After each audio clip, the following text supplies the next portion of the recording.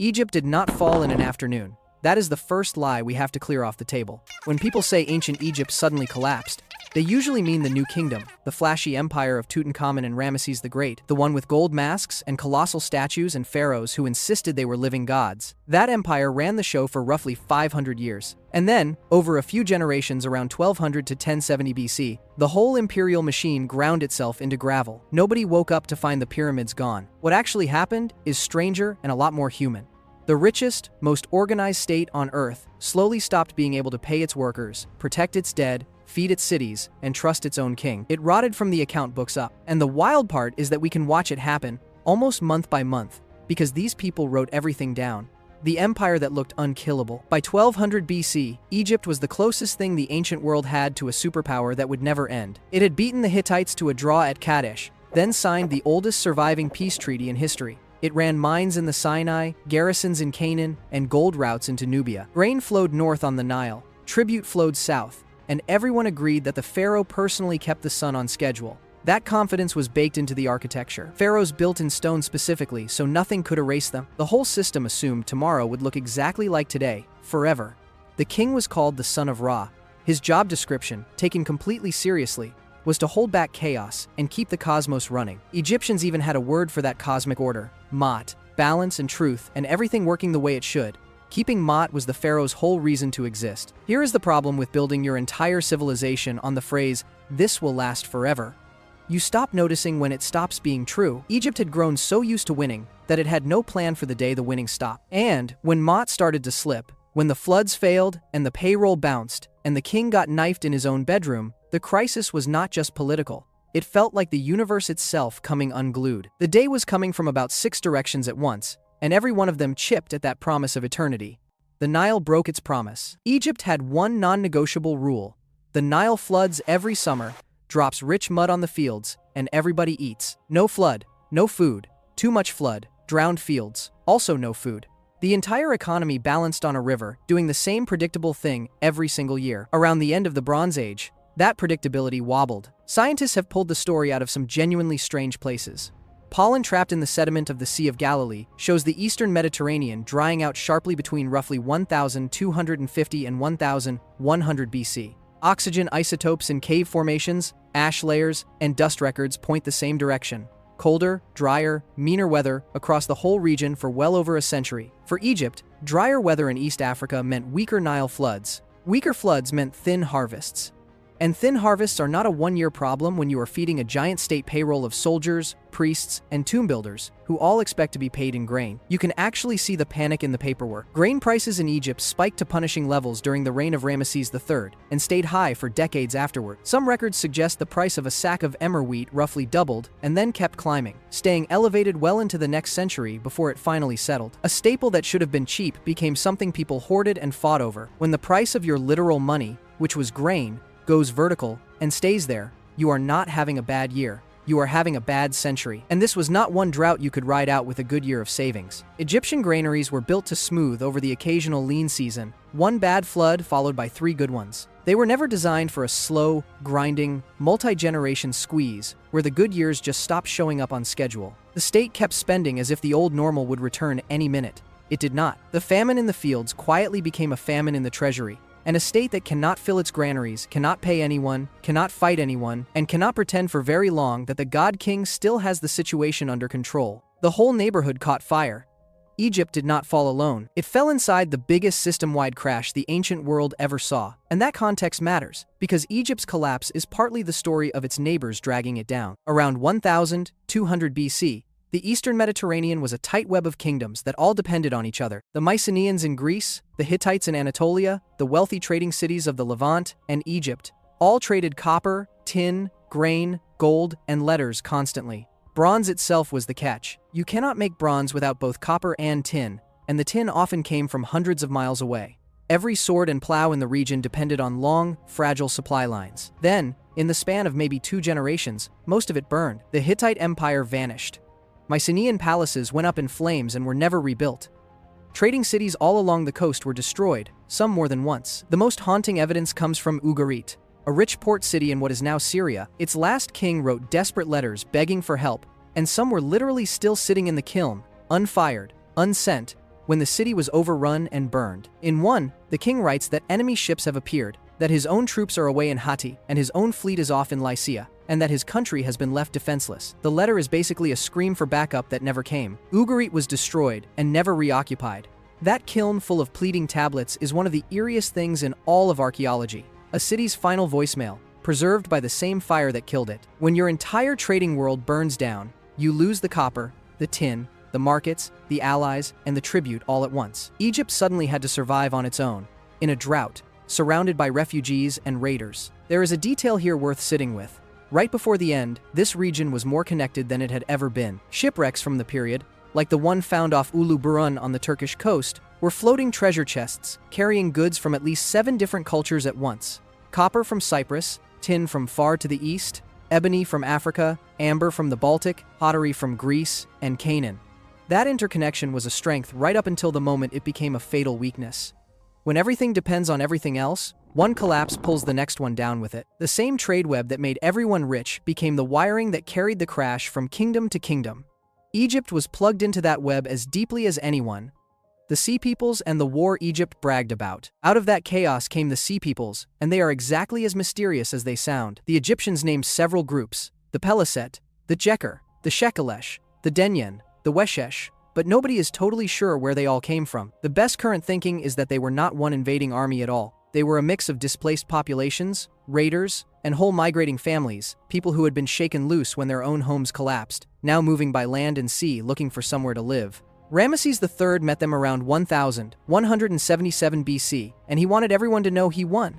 He plastered the story across the walls of his massive temple at Medinet Habu in western Thebes. The reliefs show a huge land and sea battle, Egyptian archers cutting down invaders, ships capsizing, prisoners roped together. The text has Ramesses boasting that he made the enemy as ashes, that the northern lands were quaking in their bodies. Read the images carefully though, and the propaganda starts leaking.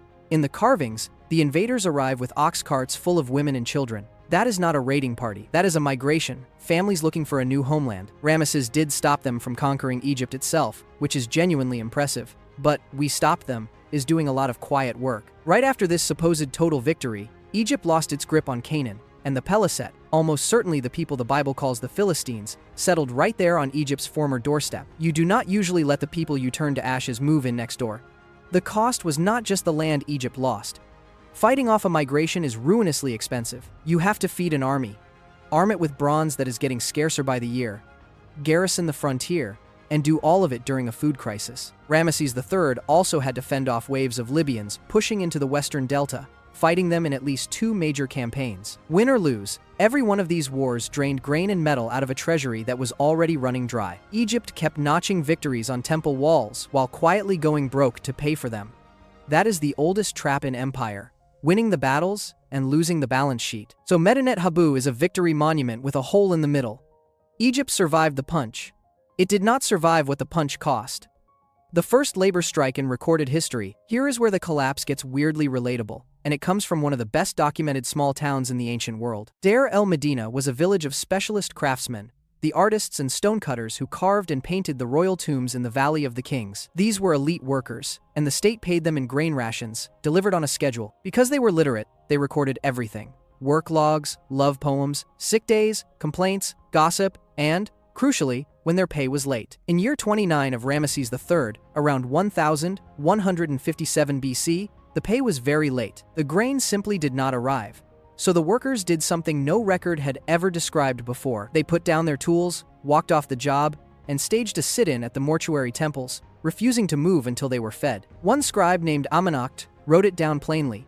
The workers said, "We are hungry." They pushed past the guards. They said they would not go back until the pharaoh's officials brought their rations.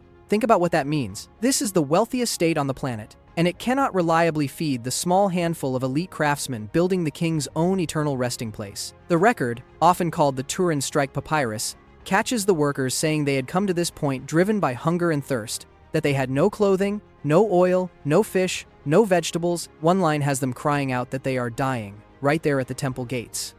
These were not desperate peasants. These were the most privileged laborers in the kingdom, and even they were being starved by a system that had run out of slack. The strikes were not a one-time thing either. They happened again and again over the following years. Officials would scrape together some grain from a nearby temple, calm everyone down with a partial payment, and then the rations would fall behind once more. It became a grim routine.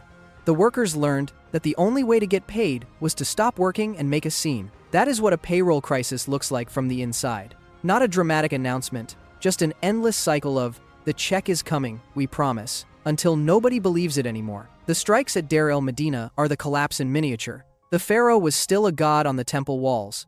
But down in the account books, the god could not make payroll.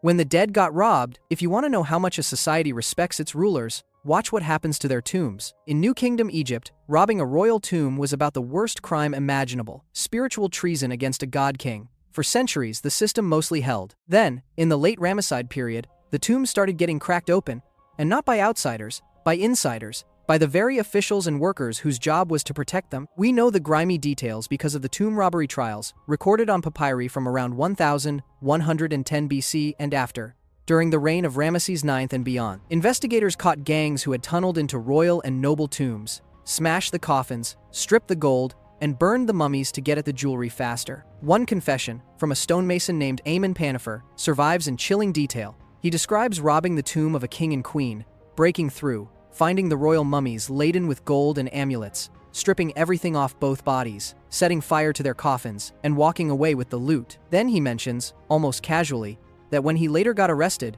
he simply bribed the district official and was released to go right back to robbing. They divided the loot into shares, gang by gang, as if it were any other trade. The trials expose something worse than theft.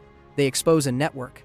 The robbers were paying off inspectors. Officials were on the take. When the commission investigated, some of the very men supposed to guard the necropolis turned out to be in on it. There is a whole document, the Abbot Papyrus, recording a political fight between two officials of Thebes over exactly this. The mayor of the East Bank accused the mayor of the West Bank, the man responsible for the tombs, of letting the robberies happen. An inspection team went out, checked the royal tombs, and reported most of them intact, which conveniently made the accuser look dishonest. It reads less like justice and more like two rival bosses using the dead kings as ammunition in a turf war. The tombs were being looted, and the people in charge of stopping it were busy scoring points off each other. Eventually, the priests gave up on protecting the individual tombs at all. They went around, collected the surviving royal mummies, rewrapped what was left, and hid dozens of them together in secret caches. Some of Egypt's greatest pharaohs, including Ramesses the Great himself, ended up stacked in a hidden tomb outside Thebes, moved there by later priests just to keep the thieves off them. The god kings needed witness protection, the plot to kill Ramesses III.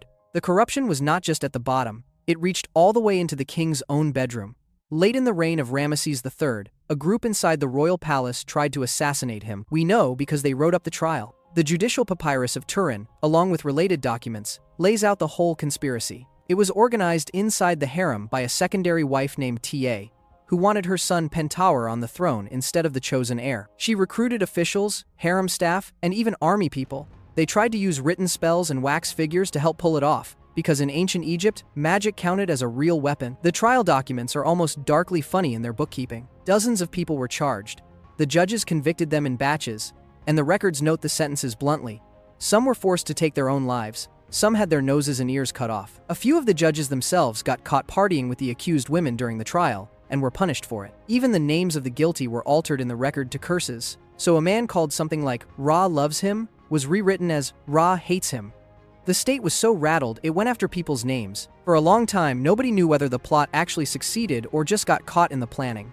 Then, in 2012, researchers ran a CT scan on the mummy of Ramesses III. His throat had been cut, deep, straight across, all the way to the bone. The wound would have killed him instantly.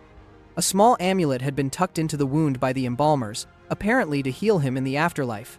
The assassination worked. The old king died with his throat slashed in his own home. There is a second mummy in the story too, an unidentified young man buried strangely, his face frozen mid-scream, wrapped in ritually impure goat skin. Genetic testing showed he was almost certainly a son of Ramesses III. Many researchers think he is Pentaur, the prince behind the plot, possibly forced to kill himself and then buried in disgrace. The takeaway is brutal. By this point, the pharaoh was not even safe from his own wife and son. The divine king could be planned against, voted on, and murdered in his sleep. Once that is thinkable, the whole idea of the untouchable god on the throne is already dead. The body just took a while to catch up. The temple that owned everything. Follow the money and you find another crack, a slow one that had been widening for generations. The wealth of Egypt was draining into the temples, especially the temple of Amun at Thebes. We can measure it because Ramesses III left a receipt. The Great Papyrus Harris, over 40 meters long, lists the enormous donations he made to the gods. By the numbers in that document and other records, the temples ended up controlling a staggering share of Egypt's land, along with hundreds of thousands of workers, herds of cattle, ships, and towns. The Temple of Amun alone held the biggest slice by far. On paper, this looked pious. In practice, it was a problem. Every field a pharaoh gave to a temple was a field the crown no longer taxed. Every worker assigned to a god was a worker off the royal books. The kings kept buying divine favor with land and labor they could not really afford to give away, and slowly they hollowed out their own treasury to do it.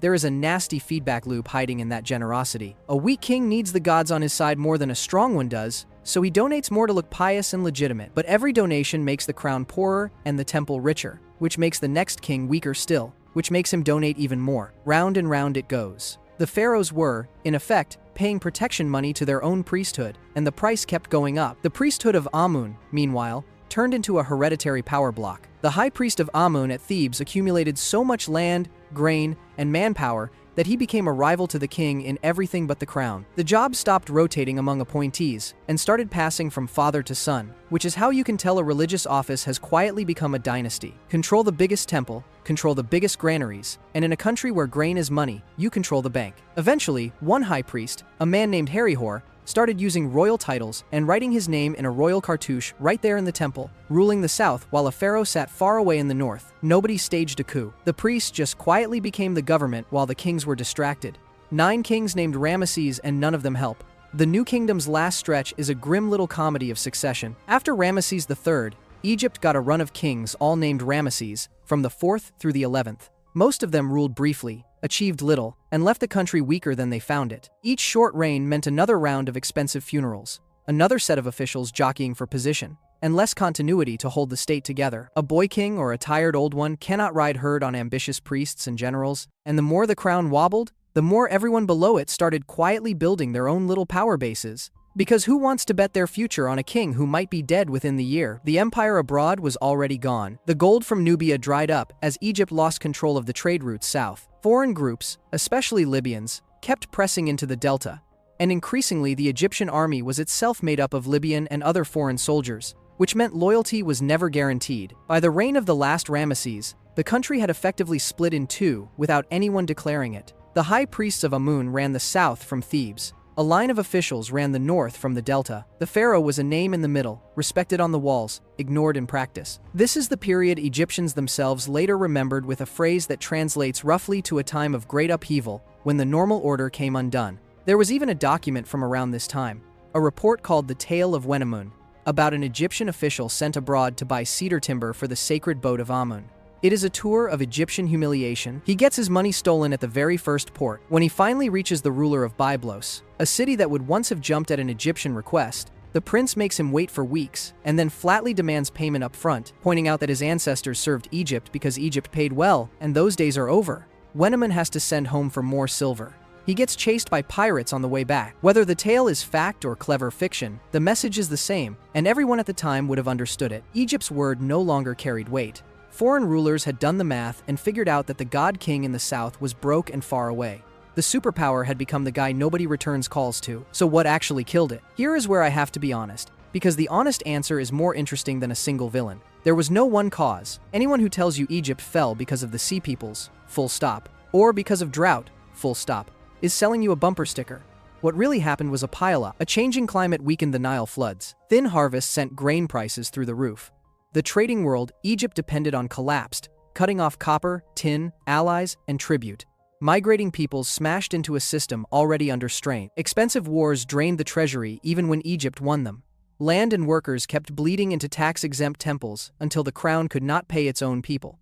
Corruption ate the necropolis from inside. The king got murdered by his own household. Weak successors traded the empire away piece by piece. Each of these alone, Egypt might have survived. It had survived droughts and bad kings before. What it could not survive was all of them arriving at once, feeding each other, each crisis, making the next one harder to fix. That is how complex societies usually fall, not with one dramatic blow, but with a dozen problems that stop being solvable at the same time. And notice what did not happen.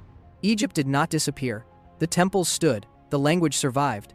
People kept farming the same fields, worshipping the same gods, burying their dead along the same river. What ended was the empire. The centralized God-king superpower that thought it was eternal. It fragmented into the messier, poorer, more divided age historians call the Third Intermediate Period, and Egypt would rise and fall several more times before the Romans finally showed up to take the keys. The pharaohs spent centuries carving their names in stone so they would last forever.